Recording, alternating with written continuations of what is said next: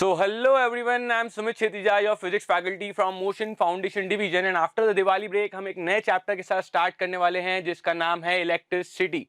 जिस कैमरा से ये रिकॉर्ड हो रहा है, जिस माइक्रोफोन से मैं बोल के आपको बता रहा हूँ, इवन ये मॉनिटर जिस पे आप देख रहे हैं या जो मोबाइल है जिसे आप यूज करके लेक्चर देख रहे हैं, उसे हम इलेक्ट्रिक इक्विपमेंट कहते हैं और ये सब इलेक्ट्रिकल डिवाइसेस हैं। इलेक्ट्रिसिटी होती क्या चीज है हम देखते तो हैं। एक इलेक्ट्रिसिटी वो भी है जो बादल गरजने पे हमें, वो इलेक्ट्रिक करंट हो सकता है, वो इलेक्ट्रिक चार्ज हो सकता है।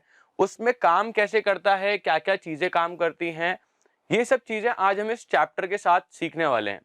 प्लस पॉइंट इस चैप्टर का बहुत बड़ा वेटेज है 10th बोर्ड के अंदर।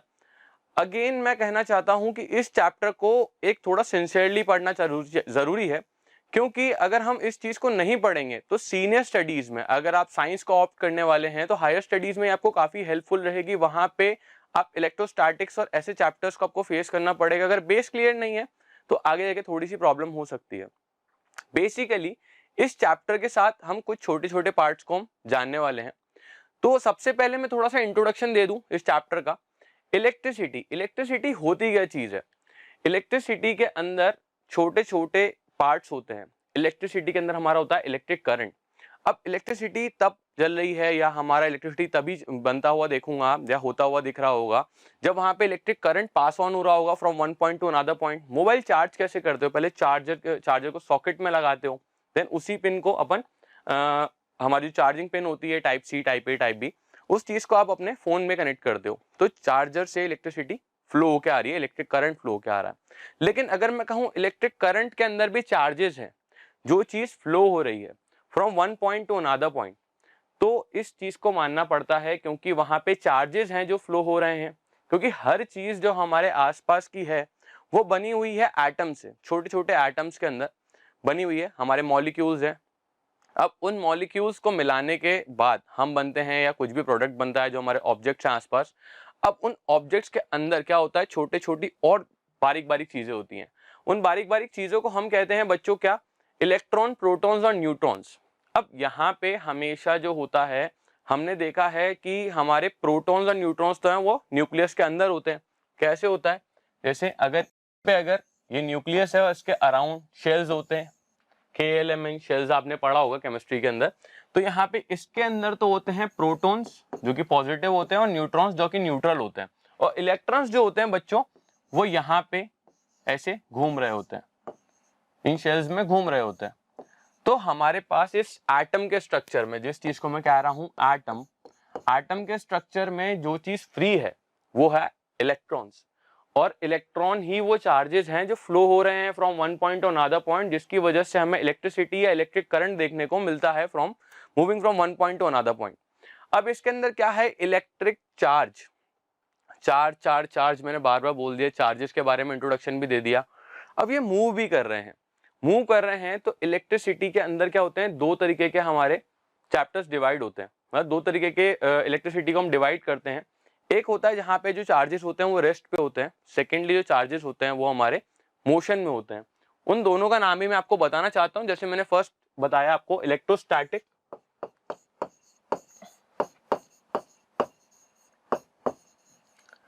And second one is electrodynamics.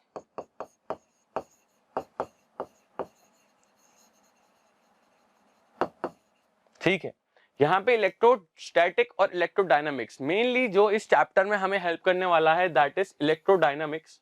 क्योंकि इलेक्ट्रोस्टैटिक, स्टैटिक का मतलब होता है कि जो चार्जेस हैं वो स्टैटिक हैं, मतलब रेस्ट पे हैं।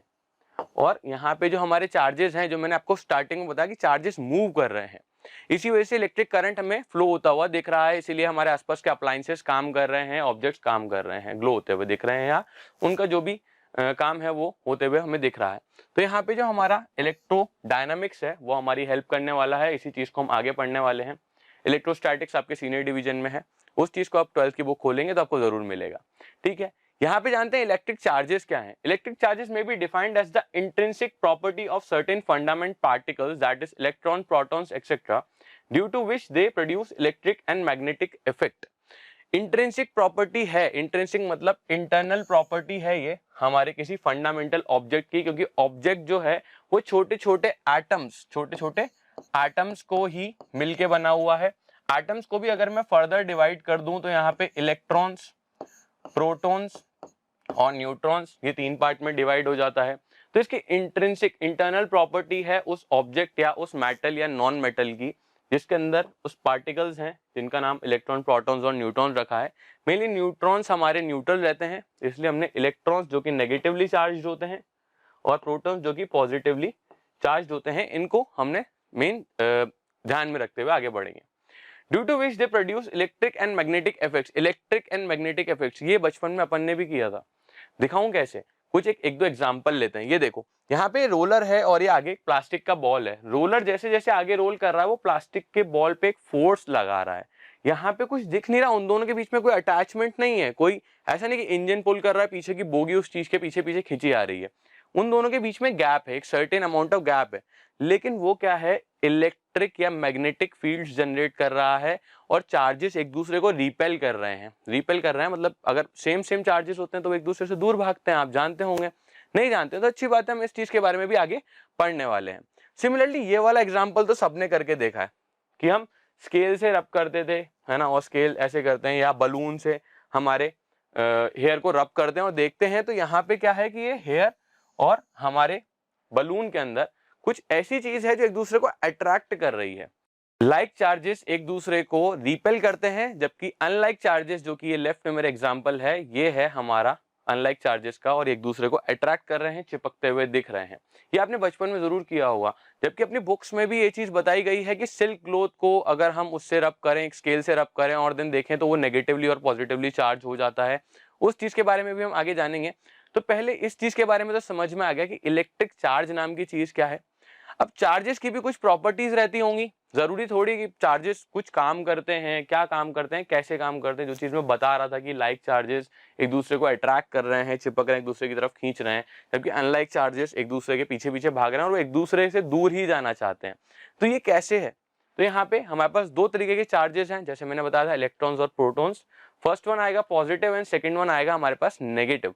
अब यहाँ पे पॉजिटिव और नेगेटिव चार्जेस तो हैं, तीसरा न्यूट्रल था, मैंने आपको जैसा बताया था। एक पॉजिटिव चार्ज है जिसको हम ऐसे प्लस से डिफाइन करते हैं, एक नेगेटिव चार्ज है जिसे हम नेगेटिव से या माइनस से डिफाइन करते हैं। अब ये चार्जेस जो हैं हर प्रोडक्ट में, हर ऑब्जेक्ट में, हर एक चीज में, इवन जो ये पेन मेरे हाथ में है ये भी छोटे छोटे एटम्स से बनके मिला हुआ है ना। छोटे छोटे एटम्स हैं, ऐसे ऐसे मॉलिक्यूल्स हैं जो एक दूसरे से चिपके हुए हैं। अब इन्हीं मॉलिक्यूल्स को मैं जूम इन कर दूं तो हर एक मॉलिक्यूल के अंदर ऐसा न्यूक्लियस होगा और ऐसे कुछ शेल्स होंगे जिनमें इलेक्ट्रॉन्स बाहर घूम रहे होंगे, है ना, और अंदर प्रोटॉन्स एंड न्यूट्रॉन्स होंगे। लेकिन अब क्या आसपास रहने वाला हर ऑब्जेक्ट एक दूसरे को रिपेल करता है या अट्रैक्ट करता है? ये पेन तो मुझे ना रिपेल कर रहा है ना अट्रैक्ट कर रहा है, ना हमारी धरती किसी को रिपेल कर रही है ना अट्रैक्ट कर रही है। ऐसे ही मैं भी हूं और आसपास की बहुत सारी चीजें जो स्टैटिक है, अपनी जगह पे रुकी हुई हैं। लेकिन आपने तो ये बता दिया कि हर एक मॉलिक्यूल जो है, हर जो ऑब्जेक्ट है, वो ऐसे एटम्स से मिलके बना है। अब एटम्स के अंदर चार्जेस भी हैं, चार्जेस भी आपने बताया कि रिपेल कर रहे हैं या अट्रैक्ट कर रहे हैं, 2 तरीके के बताया, पॉजिटिव या नेगेटिव। जब किसी भी ऑब्जेक्ट के अंदर सेम अमाउंट ऑफ इलेक्ट्रॉन्स या प्रोटॉन्स प्रेजेंट होते हैं बच्चों, तो वहां पे क्या होता है कि वो नलीफाई हो जाता है। नलीफाई का मतलब, अगर मैं आपके हाथ में, जैसे मेरे हाथ में ये पेन है, अब ये पेन के अंदर मान के चलो कि 10 प्रोटॉन्स हैं एंड 10 न्यूट्रॉन्स हैं, सॉरी 10 इलेक्ट्रॉन्स हैं। तो पॉजिटिवली चार्ज होते हैं प्रोटॉन्स और नेगेटिवली चार्ज होते हैं इलेक्ट्रॉन्स। और यहाँ पे अगर मैं इस चीज को कैलकुलेट करूं तो यहाँ 0 हो जाएगा। इसके ऊपर टोटल चार्ज को हम लिखते हैं Q से, सिंबलाइज करते हैं बच्चों। यहाँ पे इस चैप्टर के अंदर Q से हम सिंबलाइज करेंगे टोटल चार्ज को। तो यहाँ पे हमें पता चल गया कि यहाँ पे टोटल चार्ज जो है वो 0 है, इसलिए ये ऑब्जेक्ट जो मेरे हाथ में है वो ना मुझे अट्रैक्ट कर रहा है ना रिपेल कर रहा है। इवन अगर यहाँ पे मैं थोड़ा सा कह दूं कि थोड़ा सा इस पेन के अंदर या उस पीछे जो हमने एक्सपेरिमेंट देखा उसके अंदर जो हमारे हेयर थे या बॉल्स थी, वहां प्लास्टिक जो बलून था, उसके अंदर मेरे पास इलेक्ट्रॉन्स ज्यादा हैं, है ना, और प्रोटॉन यहाँ पे मान के चलते हैं 90 प्रोटॉन्स हैं एंड देन 80 इलेक्ट्रॉन्स हैं। तो ये प्रोटॉन्स हो गए और ये इलेक्ट्रॉन्स हो गए। तो यहाँ प्रोटॉन ज्यादा हो गए, पॉजिटिव चार्ज आ गया। प्रोटॉन्स हैं ऑब्वियसली, टोटल चार्ज +10 है मेरा। इस चीज को हम अलग अलग यूनिट से या कूलम से डिफाइन करते हैं। है तो ये टोटल चार्ज। चार्ज की बात थोड़ा सा आगे करते हैं। मैं आपको समझाना चाहता हूं कि अभी हमारे पास दो चार्जेस हैं, दोनों चार्जेस या तो सेम होंगे तो वो रिपेल करेंगे। मतलब अगर मैं कह दूं यहाँ पे कि negative and negative repel, positive and positive also repel, ठीक है। आगे अगर पॉजिटिव नेगेटिव है, पॉजिटिव और नेगेटिव या चाहे नेगेटिव या पॉजिटिव साथ में है तो ये करते हैं ATTRACT, attract, attract each other, ये एक दूसरे को अट्रैक्ट करेंगे। अब हम आगे बढ़ते हैं। जब हमारे पास आ जाती हैं क्या, इलेक्ट्रिक चार्जेस प्रॉपर्टीज आ जाएंगी। इसकी properties, charge is a scalar quantity and it can be add mathematically. अब इस चीज को ऐड कर सकते हैं मैथमेटिकली। कैसे ऐड करोगे, एक चार्ज, दो चार्ज, तीन चार्ज, पर चार्ज तो बहुत छोटा छोटा, इलेक्ट्रॉन तो बहुत छोटे छोटे, देख नहीं सकते। तो उस चीज की वैल्यूज हमें पता होती हैं, तो उस चीज को मान के चलते हैं कि मैथमेटिकली ऐड कर सकता हूं। जैसे मैंने पीछे करके दिखाया था कि मेरे पास 90 प्रोटॉन्स थे पॉजिटिव और ये 80 इलेक्ट्रॉन्स थे, तो मैंने ऐड एंड सब्ट्रैक्ट कर दिया, तो यहाँ पे 10 मेरे प्रोटॉन्स आ गए। टोटल चार्ज जो था मेरा +10 आ रहा है। अब इस चीज को मैं प्लस माइनस कर सकता हूँ, ऐड एंड सब्ट्रैक्ट इजीली कर सकता हूँ, क्योंकि इस चीज की मैथमेटिकली प्रॉपर्टी अवेलेबल है ऐड एंड सब्ट्रैक्ट की। अब यहाँ पे देखते हैं कि एक पॉजिटिव चार्ज है, आसपास बहुत सारे positive and negative charges available है मेरे पास, पर जैसे ही पॉजिटिव चार्ज को पास लेके आता हूं तो वो अपोजिट चार्ज को करता है अट्रैक्ट और सिमिलर चार्ज को करता है रिपेल, जो कि मैंने आपको थोड़ी सी देर पहले बताया था कि यहाँ पे पॉजिटिव पॉजिटिव या नेगेटिव नेगेटिव जो चार्जेस होते हैं, कि positive positive and negative negative charges, similar charges जिन्हें कहते हैं, ये करते हैं रिपेल। जबकि अगर अपन यहाँ पे दूसरी जगह जाके लिखें तो यहाँ पे होगा नेगेटिव पॉजिटिव, चाहे वो पॉजिटिव नेगेटिव हो, तो ये करेंगे अट्रैक्ट, ये अट्रैक्ट करेंगे। ये देखो पॉजिटिव है यहाँ पे, तो इसने नेगेटिव्स को अट्रैक्ट करना चालू कर दिया है, जबकि यहाँ पे जो पॉजिटिव्स थे उनको कर दिया रिपेल। रिपेल कैसे कर दिया, ये फोर्स एक्सर्ट करते हैं, धक्का मार देते हैं एक दूसरे को, कि अगर सेम सेम है तो दूर जा मुझसे, लेकिन अगर अपोजिट नेचर का है तो पास आ जा मेरे।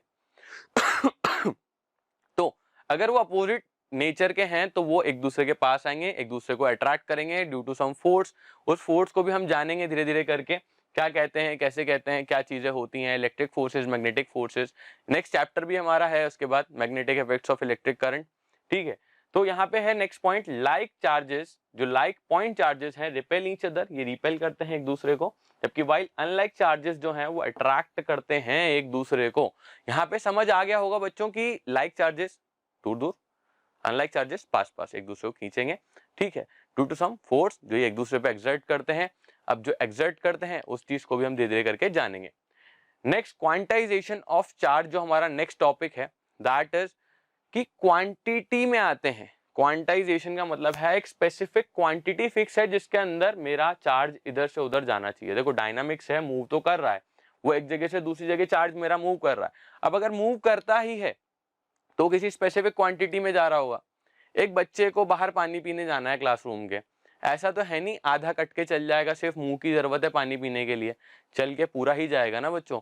तो एक स्पेसिफिक, एक बच्चा जा रहा है, दो बच्चा आ रहा है, मैंने 2 लड्डू खाए, 5 लड्डू खाए, दिवाली अभी अभी निकली, तो रिसेंटली मैं उस चीज पे ध्यान दे रहा हूं कि मैं एक स्पेसिफिक क्वांटिटी, होल नंबर या इंटीग्रल क्वांटिटी की बात कर रहा हूं।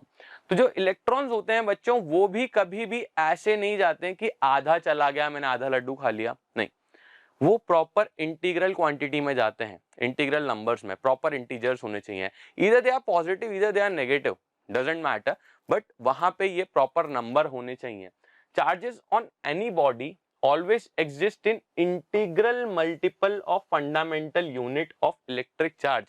इलेक्ट्रिक चार्ज की इंटीग्रल मल्टीपल होना चाहिए 1 2 3 4 5 -1 -2 -99, पर होल नंबर हमारा, सॉरी, इंटीग्रल मल्टीपल होना चाहिए। प्रॉपर नंबर डेसिमल में नहीं जाएगा, फ्रैक्शंस में नहीं जाएगा, रूट्स में नहीं जाएगा, ठीक है, वो चीज नहीं हो पाएगी। This unit is equal to the magnitude of charge, that is the charge on electron -1.6 into 10⁻⁻19 coulomb.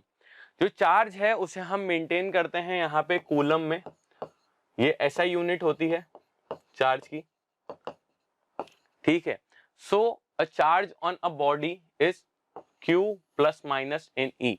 इसका फॉर्मूला होता है चार्ज का कि ये प्लस माइनस एन ई होता है, पॉजिटिव भी हो सकता है, नेगेटिव भी हो सकता है। एन यहाँ पे इंटीग्रल मल्टीपल है, कोई भी इंटीजर है, चाहे 1 इलेक्ट्रॉन हो, चाहे पॉजिटिव 99 इलेक्ट्रॉन्स हो, या 827 माइनस में इलेक्ट्रॉन्स हो, या पॉजिटिव में हो। ठीक है, अब यहाँ पे चार्जेस हैं वो पॉजिटिव नेगेटिव दोनों हो सकते हैं। इस चीज का एग्जांपल हम जान लेते हैं, इसको थोड़ा हटा देते हैं यहाँ से। ठीक है, तो समझ में आ गया होगा कि यहाँ पे जो इलेक्ट्रॉन्स हैं वो एक इंटीजर मल्टीपल, इंटीग्रल मल्टीपल या इंटीजर नंबर में ही आते हैं। यहाँ पे एक एग्जांपल लेके देखते हैं। यहाँ पे मेरी ये आंसरिंग मशीन है, ये यस और नो बोलती है। ये चार्जेस के एक्सेप्टेंस को यस बोलती है, और अगर मना कर देती है तो उसे कहती है नो, डिनाई कर देती है। तो एक मशीन मैंने बनाई है। अब इस मशीन के अंदर मैं डाल के देखता हूँ छोटे छोटे इलेक्ट्रॉन या छोटे छोटे चार्ज पार्टिकल्स या इलेक्ट्रिकल चार्जेस। तो भेजो भाई, एक इलेक्ट्रॉन गया मेरा वहां पे। अब देखो आंसर में क्या यस लिखा आ रहा है। ठीक है, समझ में आया। सिमिलरली अगर 2 इलेक्ट्रॉन भेजे तो वापस उसने कुछ रिप्लाई दिया है, दैट इज ऑल्सो यस। अब मैं थोड़े से इलेक्ट्रॉन्स बढ़ा देता हूँ, नंबर ऑफ इलेक्ट्रॉन्स बढ़ा दिए, 4 गए हैं यहाँ पे, तो फिर से देखो आंसर यस आ रहा है।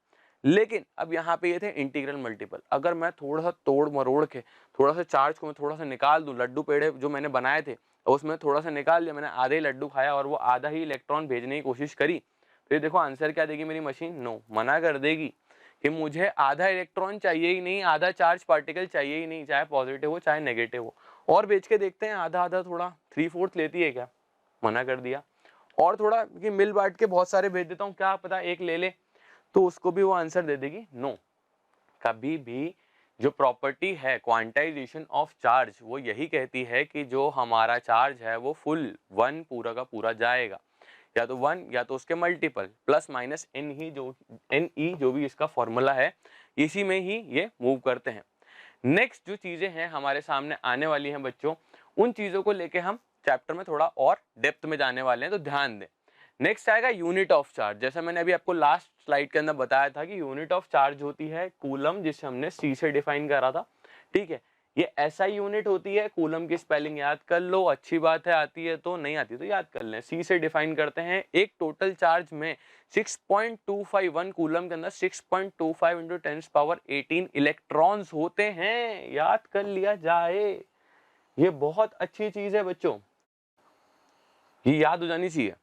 अगर मैं कहूं कि यहाँ पे मेरा एक कूलम चार्ज के अंदर टोटल जो चार्ज होगा वो 6.25 इंटू 10⁻18 होगा, तो ये कुछ कुछ एलिमेंट्स से याद करने पड़ते हैं। सिमिलरली अगर एक इलेक्ट्रॉन की बात करी जा रही है तो देखो नेगेटिव लिखा है 1.6 into 10⁻19 sorry, and next one is 1.6 into 10⁻19 coulomb एक प्रोटोन में चार्ज है। तो एक इलेक्ट्रॉन का चार्ज भी पता चल गया, एक प्रोटॉन का चार्ज भी पता चल गया, और एक कूलम चार्ज में कितने इलेक्ट्रॉन्स होते हैं ये भी मुझे पता चल गया। अब अगर इसके रिगार्डिंग मैं आपको एक क्वेश्चन करा दूं तो बुरा मानने वाली तो बात है नहीं। अब ये मेरा क्वेश्चन क्या कहता है मैं वो भी जान लेता हूं। How many electrons constitute a charge of 1 micro coulomb. अब यहाँ पे सबसे बड़ी बात आपके दिमाग में ये कूदनी चाहिए या आ रही होगी कि माइक्रो कूलम, तो सर ने माइक्रो कूलम के बारे में कुछ नहीं बताया, सिर्फ कूलम के बारे में बताया था मैंने आपको। तो यहाँ पे छोटी छोटी क्वांटिटीज, कभी भी किसी भी चीज को छोटी क्वांटिटीज में भी मेजर किया जाता है, वैसे भी हम इसे कूलम को भी छोटी क्वांटिटीज में मेजर कर सकते हैं। सबसे छोटी क्वांटिटीज से स्टार्ट करते हैं, मिली, माइक्रो और नैनो। मिली कहता है 10⁻³ माइक्रो कहता है 10⁻�6 और नैनो कहता है 10⁻�9। इसको मैं ब्लॉक में बंद कर देता हूं और स्टार मार्क भी कर रहा हूं। इस चीज को लिख लो बच्चों, क्योंकि कभी कभी क्वेश्चन हमें प्रोवाइड नहीं करता कि मिली, माइक्रो, नैनो का क्या मतलब है। ये बेसिकली हमारे दिमाग में कॉन्सेप्ट फीड होना चाहिए, प्रॉपर्ली नोट डाउन कर लीजिए। अब आगे बढ़ते हैं इस क्वेश्चन के साथ कि 1 माइक्रो कूलम में कितना इलेक्ट्रॉन कंस्टिट्यूएंट करता है। 4 ऑप्शंस मुझे दिए गए हैं कि 6.25 into 10⁻6, 6.25 into 10⁻12, 6.25 into 10⁻9 and 6.25 into 10⁻15। तो लॉजिकली मुझे इसको सॉल्व करना पड़ेगा। अब एक कूलम के अंदर कितना इलेक्ट्रॉन होता है ये तो मुझे पता है, ये होता है 6.25 इंटू 10⁻18 इलेक्ट्रॉन्स, ये तो मुझे पता है। तो मुझे जब पता करना है एक माइक्रो कूलम में, माइक्रो कहता है 10⁻6, तो इसको 1 इंटू 10⁻⁻6 कूलम से यहाँ पे मल्टीप्लाई करना पड़ेगा। ऐसे ही यहाँ पे 6.25 इंटू 10⁻18 को भी मैं मल्टीप्लाई करूँगा 10⁻6 से। यहाँ पे आ जाएगा 10⁻6 कूलम, जो कि मेरा माइक्रो कूलम है, 1 माइक्रो कूलम है। इसको सॉल्व करेंगे तो 6.25 इंटू 10⁻18 एंड यहाँ पे लॉजिकली जो हमारे मैथमेटिक्स के बेसिक मैथमेटिक्स के रूल्स हैं वो फॉलो होते हैं और यहाँ पे आंसर आ जाएगा 6.25 इंटू 10⁻12 1 माइक्रो कूलम की वैल्यू मेरी बच्चों ये आ जाती है। तो यहाँ पे मुझे पता चला 6.25 इंटू 10⁻12, जो कि मेरा बी ऑप्शन है, इससे पूरा का पूरा रिलेट करता है और बी ऑप्शन है मेरा बिल्कुल करेक्ट ऑप्शन। तो नेक्स्ट चलते हैं, नेक्स्ट हम आगे बढ़ते हैं बच्चों। इलेक्ट्रिक चार्जेस जो हैं वो इलेक्ट्रॉन्स ही क्यों कैरी कर रहे हैं, ये चीज मैंने आपको पीछे भी बताई थी, वापस बता देना चाहता हूँ कि भाई जो हमारे इलेक्ट्रॉन्स हैं, हमारी जो एटम है, एटम के अंदर ये है न्यूक्लियस जिसमें प्रोटॉन्स और न्यूट्रॉन्स दोनों भरे हुए हैं, आसपास शेल्स हैं, शेल्स में इलेक्ट्रॉन्स हैं, इलेक्ट्रॉन्स ऐसे ऐसे गोल गोल घूम रहे हैं इन शेल्स में, ये होते हैं फ्री, तो ये घूमते रहते हैं और इधर उधर भागने में इनको आसानी रहती है। जबकि अंदर जो न्यूक्लियस के अंदर प्रोटॉन और न्यूट्रॉन है, इनको तोड़ के बाहर निकालने में लगती है एक्सेस अमाउंट ऑफ एनर्जी, बहुत ज्यादा एनर्जी देनी पड़ती है, तो वो बाहर आने में एक तरीके से वो आना ही नहीं चाहते, वो कहते हैं इलेक्ट्रॉन से काम करवा लो, मैं नहीं आऊंगा। ठीक है, तो यहाँ excessive electrons are called negatively charge. अगर किसी के पास बहुत सारा इलेक्ट्रॉन्स है, number of electrons as compare to number of proton ज्यादा है, इलेक्ट्रॉन ज्यादा है प्रोटॉन से, तो ये होगा नेगेटिवली चार्ज। सिमिलरली उल्टा कर दूं, deficiency of electrons are called positively charge. अगर प्रोटॉन्स ज्यादा हैं इलेक्ट्रॉन से तो ऑब्वियस सी बात है हमारा पॉजिटिवली चार्ज हो जाएगा। कैसे होगा, पहले तो एक न्यूट्रल बॉडी लेके आओ मेरे सामने, कुछ एनिमेशन भी जरूरी है। तो यहाँ पे ये न्यूट्रल बॉडी आ गई, इसमें देखो छोटे छोटे पेयर्स बने हुए हैं, हर पॉजिटिव आयन जो है या पॉजिटिव चार्ज जो है वो एक नेगेटिव चार्ज के साथ जुड़ा हुआ है, मतलब ये नलीफाई हो रहा है, न्यूट्रल है, न ही किसी को अट्रैक्ट करेगा न ही किसी को रिपेल करेगा, सिंपल सी बात है। ओके, तो यहाँ पे हमें समझ में आ गया है कि ये ना किसी को अट्रैक्ट करेगा ना ये किसी को रिपेल करेगा। तो इसके बाद मैंने बताया नेगेटिवली चार्ज और पॉजिटिवली चार्ज कैसे होते हैं। अगर वो अपने इलेक्ट्रॉन्स को कर दे लूज, क्या कर दे, लॉस ऑफ इलेक्ट्रॉन कर दे, और यहाँ पे उसके इलेक्ट्रॉन गए हैं भग, तो यहाँ पे पॉजिटिवली चार्ज्ड आयन बच जाएंगे ज्यादा, और पॉजिटिव ज्यादा होते हैं इलेक्ट्रॉन से ज्यादा, प्रोटॉन से ज्यादा इलेक्ट्रॉन ज्यादा होंगे, तो पॉजिटिवली चार्ज्ड आयन बन जाएगा। ये देखो पॉजिटिव चार्ज। सिमिलरली अगर मैं एक और बॉडी लूं और वो गेन कर लेती है इलेक्ट्रॉन्स को, इलेक्ट्रॉन्स उसके बहुत सारे एक्स्ट्रा, देखो 1 2 3 4 5 5 इलेक्ट्रॉन्स जिसके पास ज्यादा आ गए हैं, तो इसे कहते हैं गेन ऑफ इलेक्ट्रॉन्स। और यहाँ पे देखो टोटल में हमारा नेगेटिवली चार्ज आयन या नेगेटिव चार्ज बोलेंगे। एक्सेस ऑफ इलेक्ट्रॉन हो जाता है तो negatively charge, excess of proton हो जाता है तो वो पॉजिटिवली चार्ज हो जाता है। बच्चों यहाँ तक ये बातें समझ में आ रही होंगी, आगे बढ़ते हुए देखते हैं। यहाँ पे छोटी छोटी चीजें हैं जिनको हम जानना जरूरी समझते हैं कि भाई कंडक्टर, इंसुलेटर, ये सब चीजें क्या होती हैं, क्योंकि कुछ कुछ एलिमेंट्स हमारे आसपास प्रेजेंट हैं जो कंडक्ट करते हैं, जो फ्लो ऑफ इलेक्ट्रॉन्स या फ्लो ऑफ चार्जेस को अलाउ कर देते हैं, जबकि कुछ और नहीं करते। जैसे थ्री इडियट्स की मूवी देखी, सॉरी थ्री इडियट्स मूवी देखी होगी सबने, तो थ्री इडियट्स मूवी के अंदर देखा था कि the salt water is best conductor of electricity या इलेक्ट्रिक चार्जेस, है ना। जब वो रेंचो को वो लगाए चम्मच में कुछ प्लग लगा के एंड देन उसको द पढ़ाकू गाय उसको करंट दे देता है ना, on the basis of urine, the salt water, है ना। जबकि अगर मैं वुड के अंदर, एक वुड पीस या प्लास्टिक पीस के अंदर अगर मैं करंट पास करने की कोशिश करूं तो नहीं होगा उतना तेजी से, क्योंकि हमारे जो इलेक्ट्रिक अप्लायंसेस को ठीक करते हैं, हमारे इलेक्ट्रिक वायर्स को ठीक करने वाले, वो प्लास्टिक ग्लव्स पहन के ही काम करते हैं, तो वो उतना अच्छा कंडक्टर नहीं है, तो उसे इंसुलेटर कहा जाएगा। तो यहाँ पे कंडक्टर और इंसुलेटर की बात करी जाएगी। Any object can be broadly classified on either of the following two categories, either they are conductor, either they are insulator. अगर वो इंसुलेटर है या कंडक्टर है हमें पता कैसे चलेगा, तो भाई दो चार्ज बॉडीज ले आए, ये बॉडी ए है, ये बॉडी बी है, बॉडी बी को बॉडी ए के सामने लाएंगे, पास में लाएंगे, मतलब सामने क्या लाएंगे, तो यहाँ पे पॉजिटिवली चार्ज है, ऑब्वियसली नेगेटिवली जो चार्जेस हैं वो एक दूसरे को अट्रैक्ट करते हैं, और अगर वो एक दूसरे को अट्रैक्ट करते हैं मतलब फ्लो ऑफ चार्जेस हो रहा है, फ्लो ऑफ चार्जेस हो रहा है मतलब वो कंडक्टर है, क्योंकि वो कंडक्ट कर रहा है क्या, इलेक्ट्रॉन्स या नंबर ऑफ चार्जेस को इधर से उधर उनको फ्लो होने की गुंजाइश दे रहा है, मतलब पॉसिबिलिटी है, तो उसे कहेंगे क्या, कंडक्टर। तो ये देखो पॉजिटिवली चार्ज जब यहाँ पे आया तो नेगेटिव जितने भी एलिमेंट्स थे वो सारे के सारे अपने पॉजिटिव की तरफ दौड़ भागे, और पॉजिटिव तो वहां पे वहीं पे अपनी जगह पे हैं, रिपेल बैक हो जाएंगे, दूर हो जाएंगे। These are the materials that allow the flow of charge through them, दूसरे अपने अंदर से चार्ज को पास ऑन होने देते हैं। This category generally comprises of metals but sometimes non-metals also contain, कि भाई ये मेटल्स तो मेनली होते ही होते हैं, जैसे सिल्वर है हमारा बेस्ट कंडक्टर है हमारा इलेक्ट्रिसिटी का, क्योंकि अगर हम देखें तो सोलर जो पैनल्स होते हैं उसके अंदर भी हमारी सिल्वर वायरिंग लगी होती है, एल्यूमिनियम भी है, कॉपर की मेनली वायरिंग हमारी बॉडी में तो नहीं, पर यहाँ पे हमारे हाउस होल्ड में या इलेक्ट्रिकल अप्लायंसेस में होती है। और इवन मानोगे आईफोन के पीछे भी गोल्ड की वायर होती है अंदर, तभी वो महंगा होता है थोड़ा सा। तो कार्बन यहाँ पे नॉन मेटल भी है, तो कार्बन अगर ग्रेफाइट के फॉर्म में है, तो ग्रेफाइट पे वो लेयर बाय लेयर हो जाता है, देखा होगा आपने इस चीज के बारे में, कार्बन एंड कंपाउंड्स के अंदर पढ़ा होगा। तो यहाँ पे कार्बन जो है वो भी ग्रेफाइट नॉन मेटल है, जो कि अगर ग्रेफाइट फॉर्म में है तो वो भी कंडक्ट करेगा इलेक्ट्रिसिटी, क्योंकि वहां पे इलेक्ट्रॉन्स दूर दूर अवेलेबल हैं। अब देखो यहाँ चार्ज थोड़ा चेंज कर दिया मैंने, क्या कर दिया, चार्ज मैंने कर दिया चेंज, ये पॉजिटिव ये नेगेटिव है, हम नेगेटिव वाले को पास लेके जाते हैं, देखो पॉजिटिव पॉजिटिव तो जा रहे हैं ऊपर, और ये नेगेटिव और ये वाले नेगेटिव को कर रहा है रिपेल। तो समझ में आ गया होगा, लाइक चार्जेस जो हैं एक दूसरे को करते हैं रिपेल, और अनलाइक चार्जेस करते हैं एक दूसरे को अट्रैक्ट।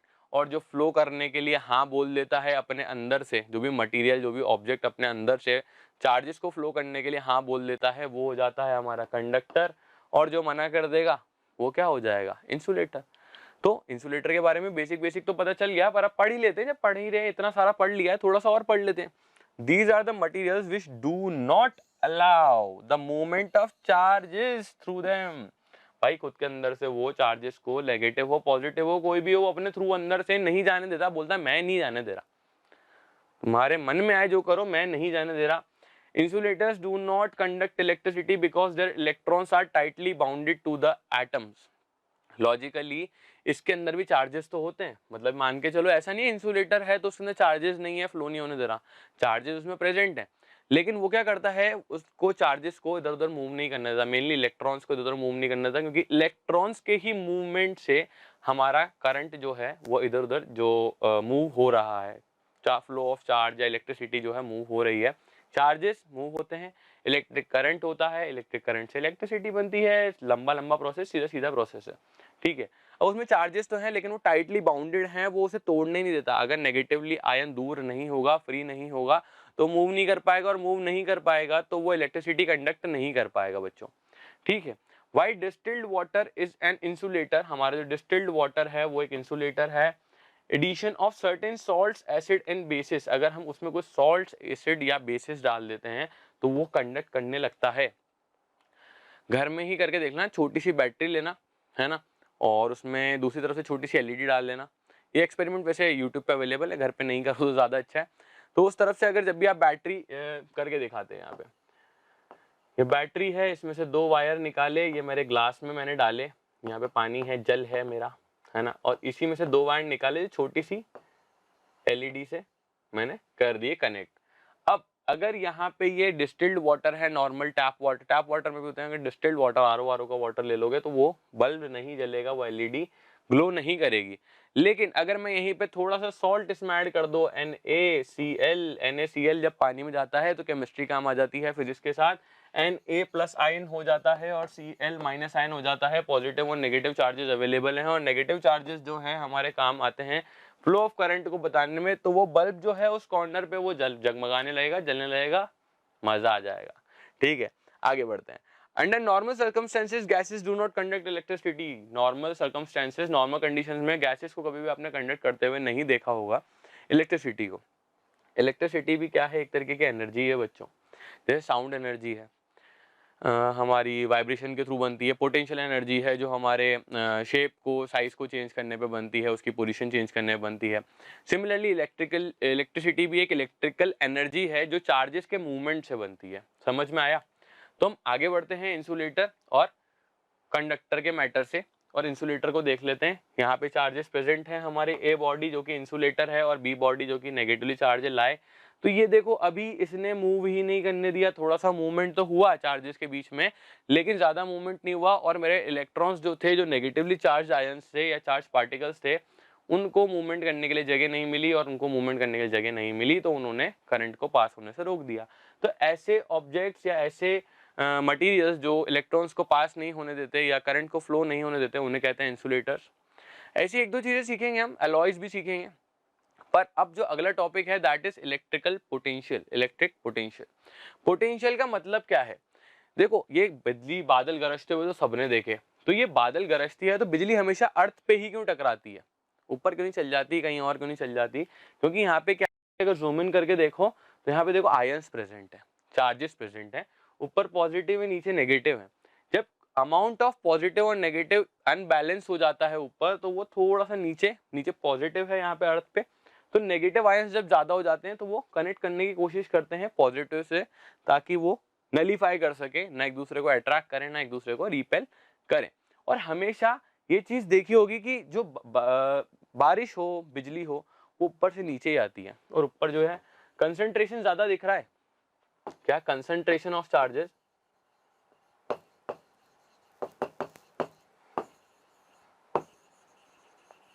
कंसंट्रेशन ऑफ चार्ज यहाँ पे है ज्यादा, हिंदी में लिख देते हैं ज्यादा, ठीक है, और नीचे है कम, तो ये ज्यादा से कम में ही आती है। ऊपर से टंकी में, अगर आपकी घर की छत पे टंकी लगी है पानी की, ऑब्वियसली लगी होगी, और टैप खोलते हो तो ऊपर से नीचे ही आता है पानी, नीचे से ऊपर तो जाता नहीं है। नीचे से ऊपर तो मोटर से आपको फोर्स लगाना पड़ेगा, ऐसे तो नहीं फूंक मार के नल के अंदर नीचे से चालो और ऊपर पहुंच जाए पानी, ऐसा पॉसिबल नहीं है। हमेशा जो पानी आता है वो higher concentration to lower concentration आता है। कोई भी चीज होती है, मुझ पे, मेरे पे थोड़ा सा ज्यादा ज्ञान है, थोड़ी ज्यादा मैं पढ़ाई कर चुका हूँ, तो मैं आपको पढ़ा रहा हूँ, अगर मैं आपको दूंगा तो वो हायर कंसंट्रेशन से लोअर कंसंट्रेशन आएगा। हवा भी जहाँ ज्यादा होगी वहां से कम कंसंट्रेशन पे ही आएगी। कोई भी चीज वो हायर कंसंट्रेशन से लोअर कंसंट्रेशन पे ही मूव करती है बच्चों। चलिए हम आगे बढ़ते हैं, जो नेक्स्ट टॉपिक आएगा that is electric field. Electric field क्या होती है? एक चार्ज के आसपास इमेजिनरी, इमेजिनरी तो नहीं कह सकते, इनविजिबल एक लेयर होती है, एक इनविजिबल एरिया होता है जहां तक वो उसकी फील्ड या उसकी एनर्जी या जो उसका फोर्स है वो काम कर रहा है।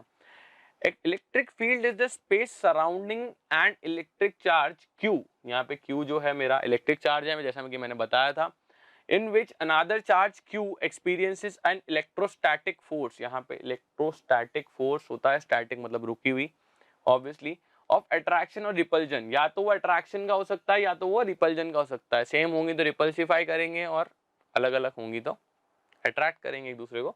यहाँ पे हम देखते हैं इसका फॉर्मूला होता है EP is equal to F upon Q naught, और ये न्यूटन पर कूलम से काम करता है, इसकी यूनिट होती है। मेनली ज्यादा काम का नहीं है, हमारे 10th के सिलेबस में ज्यादा इंक्लूडेड नहीं होता, पर फिर भी मेरा मानना है कि बच्चों को पता होना चाहिए इलेक्ट्रिक फील्ड्स क्या होती हैं। ये सीनियर डिवीजन का टॉपिक है इलेक्ट्रिक फील्ड, पर आपको पता रहना जरूरी है, ठीक है।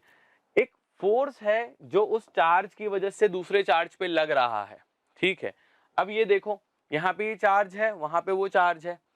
इस नेगेटिव चार्ज का जो इलेक्ट्रिक फील्ड है वो ये है, ये ग्रीन ग्रीन बॉडी अगर आपको दिख रही है तो ये ग्रीन बॉडी जो है इसका इलेक्ट्रिक चार्ज है, जहां तक ये फील करवा सकता है एक दूसरे को।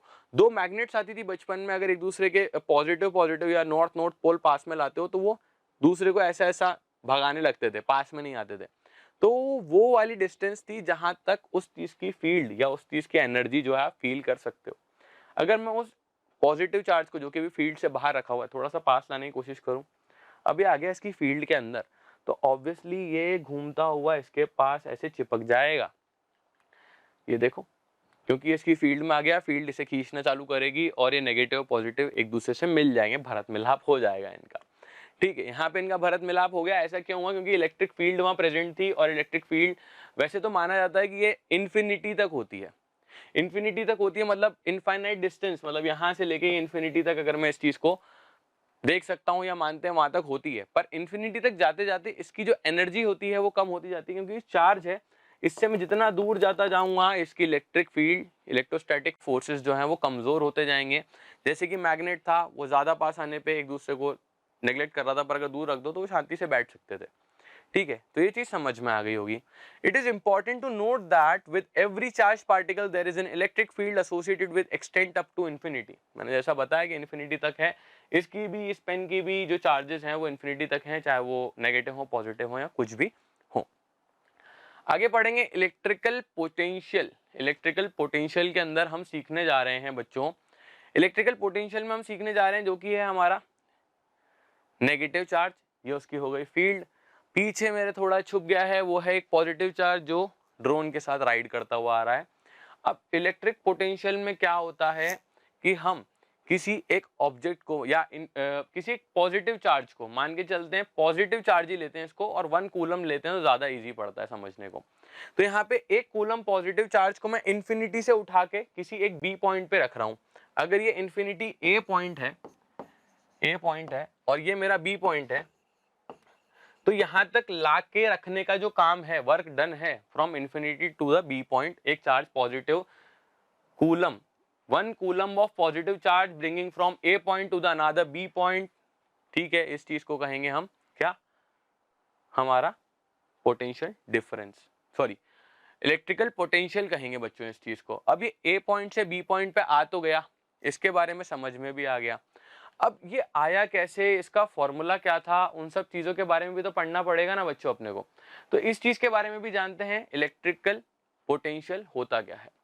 Electrical potential of a point is defined as the amount of work done in moving a unit positive test charge. Unit positive, unit का मतलब 1 coulomb of test charge, positive positive ही होता है, from infinity to that point, किसी infinity से उठा के लाया और एक बी पॉइंट जो स्पेसिफिक मुझे पता था मैंने उसको रखा, वहां इन्फिनिटी से और स्पेसिफिक पॉइंट पे लाने का जो डिस्टेंस था वो जो भी था, पर उसमें जो मैंने वर्क डन किया, अमाउंट ऑफ वर्क डन किया विदाउट इंक्रीजिंग द एक्सीलरेशन और विदाउट इंक्रीजिंग और डिक्रीजिंग द एनर्जी। अगर मैं उसकी एनर्जी डिक्रीज या इंक्रीज कर दूंगा तो वो प्रोसेस फेल हो जाएगा, उसे मैं इलेक्ट्रिकल पोटेंशियल नहीं कह सकता। ठीक है, तो इसका जो फॉर्मूला होता है that is V is equals to W upon Q। W यहाँ पे है बच्चों मेरा वर्क डन और Q है मेरा चार्ज। ठीक है, सिंपल सी बात है, Q वही चार्ज है जिसे मैं इंफिनिटी से उठा के लाया बी पॉइंट पे, ए पॉइंट से बी पॉइंट पे, पर वो ए पॉइंट मेरा इंफिनिटी रहेगा। ध्यान देना बिल्कुल, क्योंकि ये चीज आगे रिलेट होगी। अब यहाँ पे इसकी यूनिट जो है वो होती है वोल्ट। जब मैं 1 जूल का वर्क डन करता हूँ 1 कूलम के चार्ज को इंफिनिटी से किसी बी पॉइंट पे लाने के लिए, तो 1 जूल पर कूलम होता है, और जूल पर कूलम को हम लिखते हैं वोल्ट, VOLT वोल्ट, है ना। अब यहाँ पे इस चीज को हम वोल्ट से नापते हैं। For a positively charge body potential is positive and for a negatively charge body potential is negative. Positively charge के लिए हमारा जो पोटेंशियल होगा V जो होगा वो हमारा पॉजिटिव आएगा और नेगेटिव के लिए नेगेटिव आएगा। अब ध्यान दो, अगर मैं 1 कूलम की ही बात कर रहा हूँ, सिर्फ 1 कूलम चार्ज की बात कर रहा हूँ, तो जो मेरा वर्क डन होता है ना वही मेरा पोटेंशियल डिफरेंस बन जाता है, क्योंकि ये तो हो जाएगा 1, वर्क डन ही मेरा पोटेंशियल ये बन जाए, इलेक्ट्रिकल पोटेंशियल बन जाएगा। अगर मैं 1 कूलम की ही बात कर रहा हूँ बच्चों, तो इलेक्ट्रिकल पोटेंशियल मेरा वही होगा जो मेरा वर्क डन होगा। समझ में आया? समझ में आ ही गया होगा, सिंपल पढ़ाते हैं अपन। आगे बढ़ते हैं, यहाँ छोटी छोटी चीजें आने वाली है। हमारा आएगा नेक्स्ट जो कि है पोटेंशियल डिफरेंस। पोटेंशियल डिफरेंस का मतलब क्या है, जैसे मैंने वहां बताया था आपको पीछे इलेक्ट्रिकल पोटेंशियल के अंदर क्या बताया था, इन्फिनिटी से लाया बी पॉइंट तक, एक पॉइंट था जो कि इन्फिनिटी था, बी पॉइंट पे लाया जो कि मुझे नोन था। लेकिन यहाँ पे जो है मेरे दोनों पॉइंट्स नोन होते हैं। जो ए पॉइंट होता है वो बी बड़े वाले चार्ज के अंदर ही, उसकी विसिनिटी के अंदर ही प्रेजेंट होता है। ये देखो यहाँ पे ये चार्ज है, वहां पे वो चार्ज है, ये वाला जो चार्ज है ना नेगेटिव, ये बड़े वाले चार्ज की विसिनिटी में ही बैठा हुआ है, इसी के प्रेजेंस में, इसी की इलेक्ट्रिकल फील्ड की प्रेजेंस के अंदर अंदर ही प्रेजेंट है वहां पे। अब अगर मैं इस चार्ज को वहां मूव करने की कोशिश करूं और दोनों मेरे हैं नोन पॉइंट्स, तो मैं कहूंगा इस चीज को क्या, पोटेंशियल डिफरेंस। देखो वहां पे एक पॉजिटिव चार्ज था, पॉजिटिव चार्ज को लेके आते हैं, एक ड्रोन बुलाया मैंने, फटाफट ड्रोन भैया इसको उठा के यहाँ रखो। तो मैंने ड्रोन भैया को बोला कि बी पॉइंट से ए पॉइंट पे लेके आओ, तो इसे कहते हैं हमारा पोटेंशियल डिफरेंस। और पोटेंशियल डिफरेंस को हम डिफाइन करते हैं work done that is W, और इसका फॉर्मूला होता है potential electrical potential that is final electrical potential minus initial electrical potential. या V final minus V initial, ये तो हमें पता ही है। अब किसी भी चीज को जैसे मैंने बताया कि फाइनल माइनस इनिशियल, तो मैंने आपको समझाया इसी वाले एग्जांपल से। देखो फिर से पीछे मैं लेके आया हूं, यहाँ पे कंसंट्रेशन थी ज्यादा हाई, इंग्लिश मीडियम बच्चों के लिए हाई, और यहाँ पे ज्यादा, और यहाँ पे low concentration that is come. यहाँ पे ये कंसंट्रेशन मुझे पता है। कोई भी चीज जो है वो हाई कंसंट्रेशन से लो कंसंट्रेशन पे मूव कर रही है, दिखी बिजली। ऐसी अपनी जो नदियां में, अपन बचपन में जब ड्राइंग का एग्जाम्पल होता था, या ड्राइंग का पेपर होता था, तो ऐसे ही तो बनाते थे, घड़ी झोपड़ी ये वो, पीछे से पहाड़ों में नदी आ गई। तो जो नदी है वो ऊपर से नीचे आ रही है, higher potential to the lower potential, तो उनमें डिफरेंस होगा तभी तो आएगी ना। जब दोनों के दोनों में बराबर आ गया तो वो चीज मूव ही क्यों करेगी, ऑब्वियस सी बात है। यहाँ पे अगर मेरे पास भी उतना ही ज्ञान है, मेरे पास एक बॉटल जूस का है, आपके पास भी एक बॉटल जूस का है, तो हम एक दूसरे से एक्सचेंज क्यों ही करेंगे। अगर आपके पास थोड़ा सा कम है तो मैं आपको एक्सचेंज करने की प्रोबेबिलिटी ज्यादा होती है कि नहीं यार उसके पास कम है, मैं आपको देता हूं करके। ऐसे ही पोटेंशियल डिफरेंस की तरफ बढ़ते हैं आगे, जो कि लास्ट टॉपिक है ऑब्वियसली हमारा। The electrical potential difference between two point is defined as the amount of work done in moving a unit positive charge. वापस देखो यूनिट पॉजिटिव टेस्ट चार्ज की बात हो रही है, from a point to another point. तो electrical potential के अंदर बच्चों मैंने बताया था, जो फर्स्ट ए पॉइंट था दैट वाज माय इंफिनिटी, और सेकंड पॉइंट था B that was known to me. But यहाँ पे क्या है, A point is also I know, and second point जो कि बी है उसको भी मैं जानता हूँ। दोनों पॉइंट एक दूसरे के आसपास में है, और दोनों को एक पॉइंट से दूसरी पॉइंट पे मुझे चार्ज को positive, unit positive test charge को मूव करवाना है। यहाँ पे भी वही कंडीशन अप्लाई होती हैं, उसका एक्सेलरेशन या उसकी काइनेटिक एनर्जी नहीं चेंज होनी चाहिए, क्योंकि वहां पे प्रॉब्लम आ सकती है, वहां पे चीजें नहीं ऑक्यूपाई करेंगी। यहाँ पे इसका फॉर्मूला जैसे मैंने बताया था, V final minus V initial, और यहाँ पे वर्क डन था। ऑब्वियस सी बात है कि यूनिट पॉजिटिव चार्ज को कर रहा हूँ, work done upon Q, that is equals to V। या डेल्टा V लिख देते हैं। डेल्टा V का मतलब है यहाँ पे कि चेंज का मतलब मैंने जैसे आपको बताया, V final minus V initial. Simple सी बात है, मैथमेटिकली प्रूवन है, और इस चीज को हम आगे भी ले जा सकते हैं। अभी तक चमकता हुआ मेरे पीछे कुछ आया। And here V is the potential difference between the points A and B, and VA and VB are the potential at the points। A point पे जो पोटेंशियल है वो that is VA, B point पे जो है that is VB। ठीक है, the potential at infinity is chosen as zero. Infinity पे जब पोटेंशियल डिफरेंस की बात करी जाती है तो मेनली उसे जीरो लिया जाता है। ये कंडीशन हमेशा ट्रूथ होती हैं, समझ में आ गया होगा। इलेक्ट्रिक पोटेंशियल और पोटेंशियल डिफरेंस में कंफ्यूज मत होना, बहुत इजी टॉपिक्स हैं, बहुत छोटे छोटे हैं। ये बेस है, अगर ये बेस स्ट्रॉन्ग, नींव फाउंडेशन बना रहा हूं मैं आपकी, अगर ये नींव स्ट्रॉन्ग हो जाएगी ना बच्चों, तो यहाँ पे इस टॉपिक के साथ अपने को क्या है, आगे आने वाले टॉपिक्स में बहुत आसानी होने वाली है। जैसे लाइट चैप्टर था वो क्लियर था, तो ह्यूमन आई क्लियर हुआ, ये क्लियर होगा तो नेक्स्ट चैप्टर भी क्लियर होगा, आगे आने वाले टॉपिक्स भी क्लियर होंगे, और सीनियर डिवीजन में भी आपको काफी हेल्प करने वाला है हायर स्टडीज में। अब यूनिट ऑफ पोटेंशियल डिफरेंस, इसको जान लेते हैं। इस चीज को पता है, पोटेंशियल डिफरेंस का पता है, वोल्टेज के नाम से भी जानते हो कि वोल्टेज घर में होता है ना, कभी कोई लाइट आ रही है जा रही है, थोड़ा कम ज्यादा फ्लक्चुएट करती है, तुम कहते हैं, पापा कहते हैं कि अरे वोल्टेज है ना थोड़ा कम ज्यादा आ रहा है करके। तो ये वोल्टेज वही चीज है, ये पोटेंशियल डिफरेंस है। ज्यादा बाहर तार में है, मेरे घर में कम है, तभी घूमता हुआ आ रहा है मेरे घर में करंट। सिंपल बात। The unit of potential difference in potential is volt. इसकी भी वोल्ट है यूनिट, VOLT। पीछे पोटेंशियल, इलेक्ट्रिकल पोटेंशियल या पोटेंशियल डिफरेंस, इनकी सेम है यूनिट। इसको भी V से डिफाइन करते हैं बच्चों। यहाँ पे अगला टॉपिक जो आएगा 1 वोल्ट। 1 वोल्ट किसके बराबर है, जब 1 जूल का काम किया 1 कूलम को मैंने एक जगह से दूसरी जगह लाने के लिए, तो मेरा 1 वोल्ट काम हुआ, 1 V काम हुआ, या 1 जूल पर कूलम काम हुआ।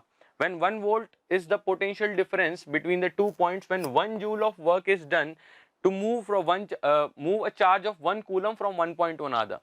एक पॉइंट से दूसरे पॉइंट पे अगर मैं 1 कूलम का चार्ज लेके जाता हूँ 1 जूल का वर्क करके, तो मुझे पता चलेगा क्या, कि मैंने पोटेंशियल डिफरेंस निकाला है 1 वोल्ट, वोल्टेज, या 1 जूल पर कूलम, ऐसे किया है। Potential difference between 2 points is sometimes also called as the voltage. जैसे मैंने आपको बताया था कि ये वोल्टेज ही है ना। अब यहाँ पे ये सब चीजें हो जाती हैं खत्म। बेसिक चार्जेस एट रेस्ट, वो एक दूसरे पे फोर्स लगाते हैं। दो तरीके के चार्जेस होते हैं। आपने बहुत कुछ बता दिया, थोड़ा सा और बता दो। एक छोटे छोटे 2 क्वेश्चन है मेरे पास, फटाफट निपटा देते हैं।